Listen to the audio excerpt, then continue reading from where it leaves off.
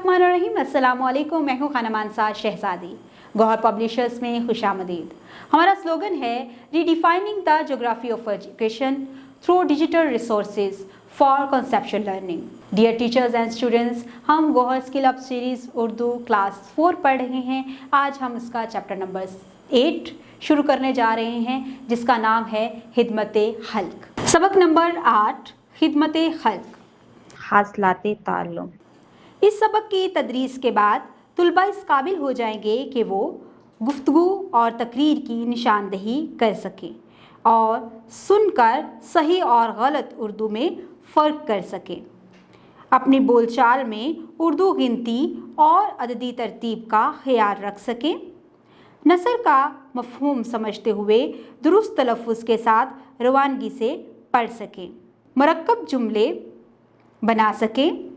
तस्कीरो तानीस, जानदार और बेजान पहचान और इस्तेमाल कर सकें। ख़त लिख सकें। फ़ेल, फ़ाइल और मफ़ऊल की पहचान और इस्तेमाल कर सकें।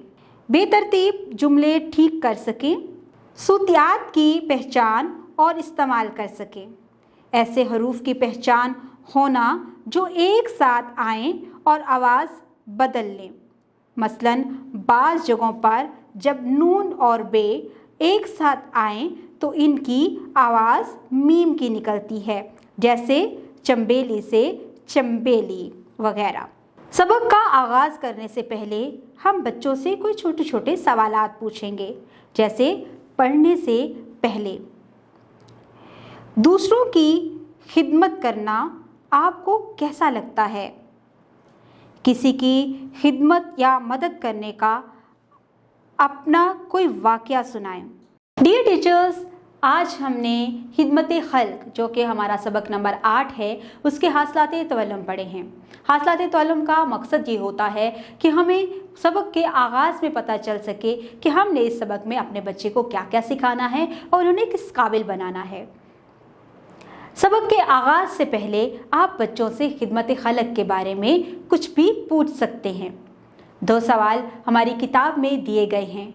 आप उनकी मदद से भी बच्चों से पूछ सकते हैं कि वो खिदमत खल्क के बारे में क्या जानते हैं।